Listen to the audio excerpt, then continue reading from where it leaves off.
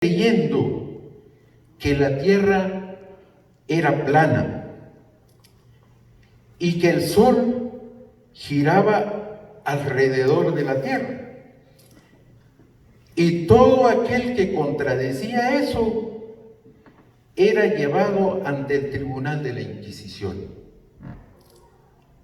Dos sucesos dramáticos nos ilustran de lo que era capaz la Iglesia en aquellos tiempos. La historia de Giordano Bruno, que por contradecir las enseñanzas de la Iglesia, le fue cortada la lengua y lo pusieron en una hoguera en la pira romana. A Galileo Galilei, un intelectual, el primer astrónomo que afirmaba categóricamente que era la Tierra la que giraba alrededor del Sol y no al revés, también fue llevado ante el tribunal de la Inquisición. Y solo le dieron dos opciones: o mantenía sus enseñanzas y sus afirmaciones y corría la misma suerte de Giordano Bruno, o se retractaba y le daban una pena más benigna, cadena perpetua. Galileo ya estaba grande, de 70 años, optó por la segunda alternativa que le dieron.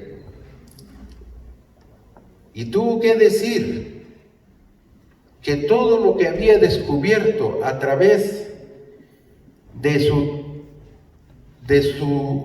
observación del espacio, de los astros, eran puras mentiras. Y lo que enseñaba y afirmaba la Iglesia era la verdad de las cosas.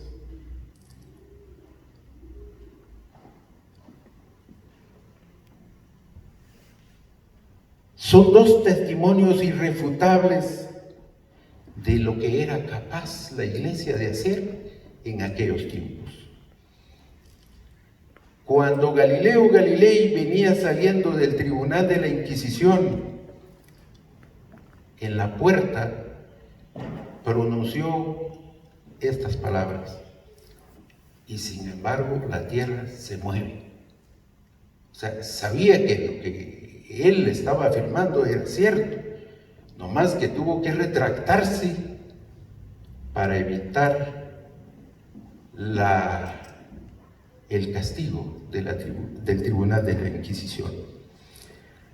Sylvanus Morley, hablando de los mayas, dijo que esta civilización elaboró el calendario más exacto antes de la era espacial. El códice maya que está en Dresde, Alemania, tiene una tabla de 69 fechas en que ocurren eclipses solares.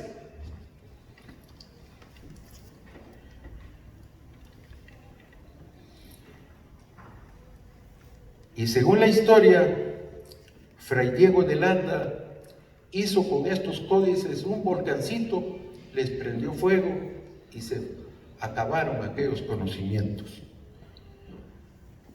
Cuando Roma le cortaba la lengua a sus astrónomos, y aquí ruego a los amigos regresar un poco, uno más, aquí. Cuando Roma les cortaba la lengua a sus astrónomos, en Chichén Itzá, los mayas ya habían construido un observatorio espacial. Otro gran descubrimiento de los mayas lo constituye la domesticación del maíz en la genética alimenticia. Mucho antes que existieran los rascacielos de Nueva York, ya estaban los de Tikal y el Mirador Petén. Juzguen ustedes de qué lado del Atlántico estaba la ignorancia y el conocimiento. Si era cierto que en América lo que habían eran indios ignorantes. En 1523 Pedro de Alvarado salió de México rumbo a Guatemala y tuvo que enfrentarse ¿a quiénes? A los quichés. Bajo el liderazgo de Tecumumán.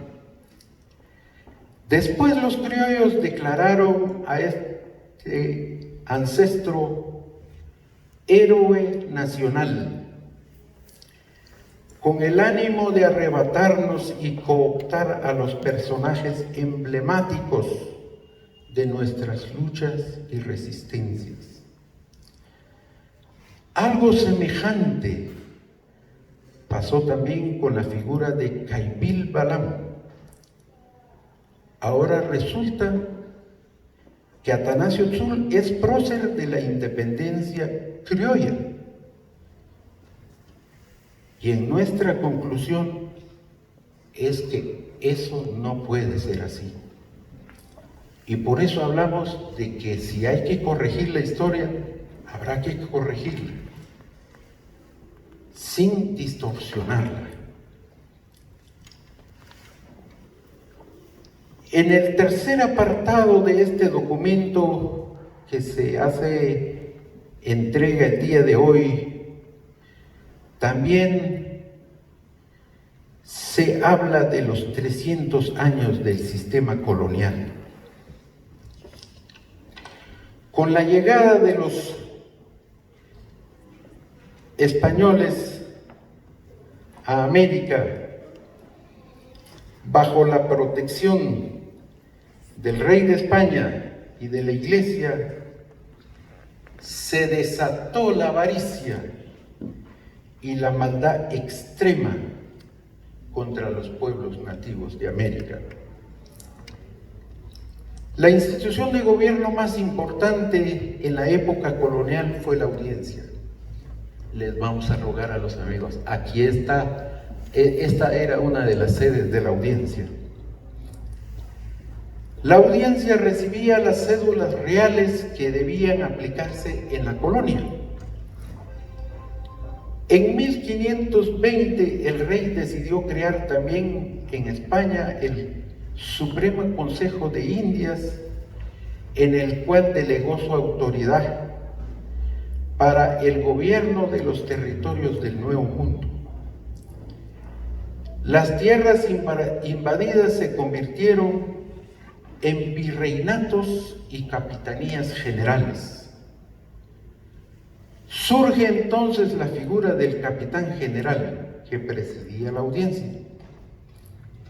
Eran gobernadores civiles y militares. Entre los funcionarios coloniales estaban, muchas gracias,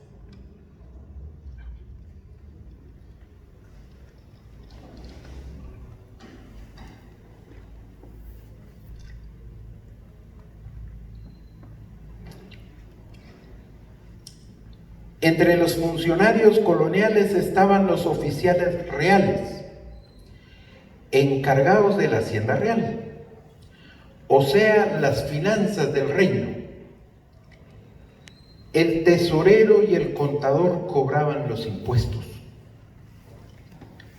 Y es aquí donde se da la encomienda, que concedía a un español un número determinado de indios tributarios del rey. El repartimiento y la encomienda fueron dos instituciones que nacieron entrelazadas. Se trataba literalmente de repartir tierras e indios para que las trabajaran. Y para justificar la repartición se les encomendaba para cristianizarlos.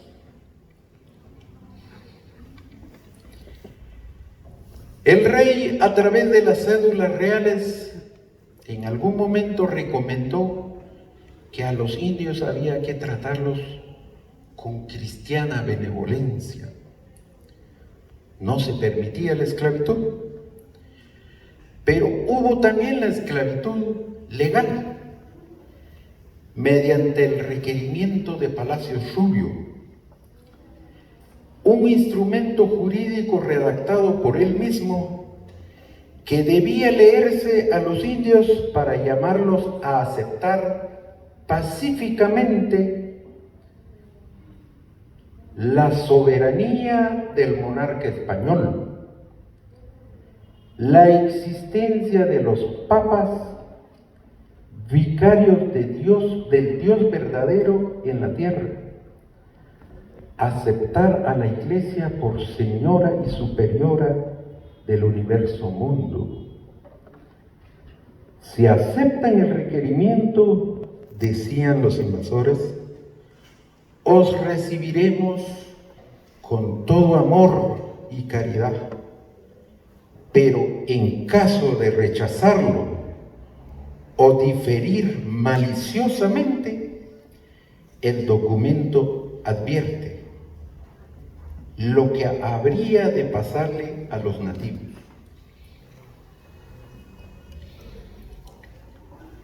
Con la ayuda de Dios, decía, nosotros entraremos poderosamente contra vosotros, os haremos guerra por todas partes, os sujetaremos al yugo y obediencia de la Iglesia. A ustedes, sus mujeres y sus hijos, los haremos esclavos. Y como los nativos no lo aceptaron, sucedió lo que el requerimiento advertía.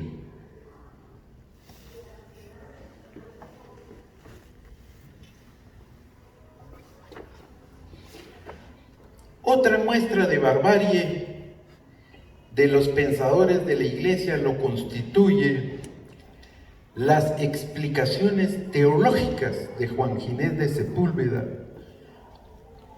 un religioso franciscano de aquella época que explicaba por qué había que hacer la guerra a los indios. Es que no son humanos, son criaturas subhumanas, no tienen humanidad, no tienen alma. Esa es la fuente del racismo duro, la leyenda negra.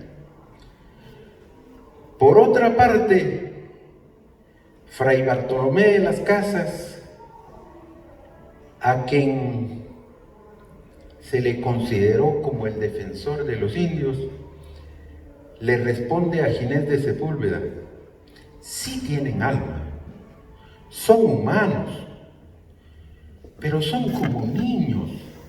Todo el tiempo hay que decirles lo que tienen que hacer. Y esa es la fuente del racismo blando. En teoría, el hombre culto y civilizado venía de Europa.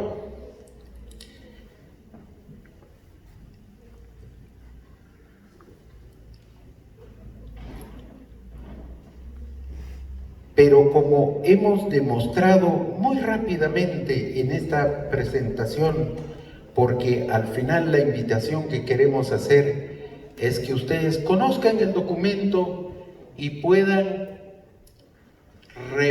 revisar, repasar más detenidamente el contenido, porque de alguna manera es más amplia, más extensa, tal vez más fácil de digerir. Hoy solo queremos hablar de algunos puntos que consideramos muy necesarios para este momento. En el apartado 4 del documento, se aborda la relación de la rebelión, el levantamiento, la insurrección, o como querramos llamarle, del pueblo quiché de Totonicapán y la relación con los tributos. Se trataba de los tributos abolidos por las Cortes de Cádiz de 1811. Los líderes del levantamiento en Totonicapán fueron Tzul, Aguilar, los más visibles, pero había mucho más. En este levantamiento se incorporó también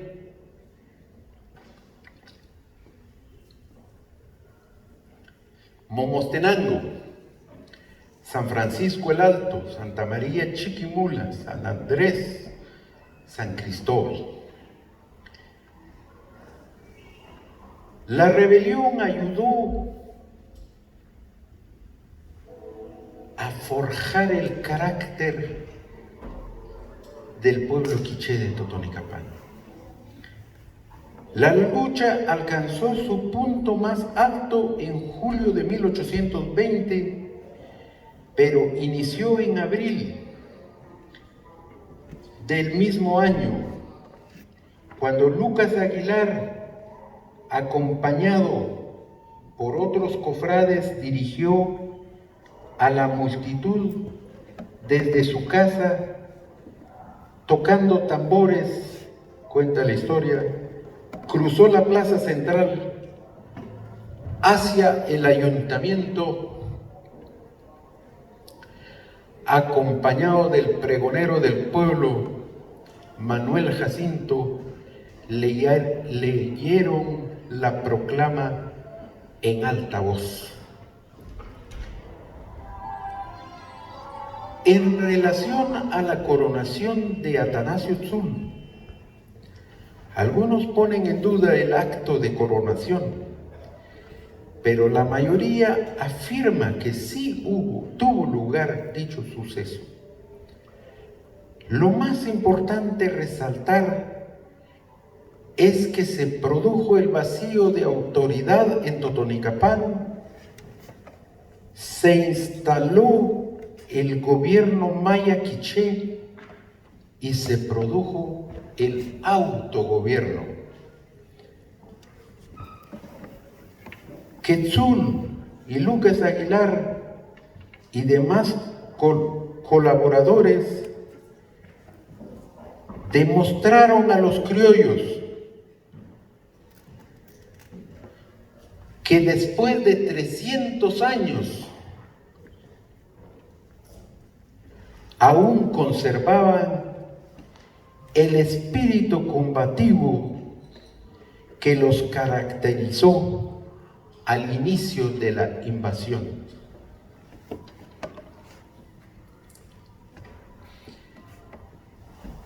Les compartimos que fue una magnífica experiencia habernos tomado más o menos 6 meses para leer y leer por muchas horas la historia nacional y la historia particular de Totonicapán. Invitamos a todas y todos a hacer este ejercicio. Conocer la historia no es solo tarea de los académicos, es de todos los ciudadanos. Conocer la historia es importante para las actuales y futuras generaciones. En un país con un racismo estructural, un racismo de Estado. Es un deber enseñarle a los niños y a los jóvenes por qué existe el racismo y qué tanto argumento tienen los discriminadores y los racistas en este país. En realidad no la tienen. Si conocemos nuestra historia, si conocemos de los logros, de los avances de la civilización maya, vamos a estar blindados contra la discriminación y el racismo. No nos van a afectar. Invitamos pues a todos y todas a realizar este ejercicio durante el año 2020 en el Bicentenario, pero luego el otro año vendrá el Bicentenario de la firma del Acta de Independencia. Entonces nos van a contar la historia oficial, la historia escrita por los vencedores. Pero entonces ya no va a ser tan fácil que nos hagan creer historias sin consistencia, historias sin fundamento. Fue una maravillosa oportunidad esto de revisar nuestra historia. Llegamos a una conclusión de que Atanasio Tzul vive.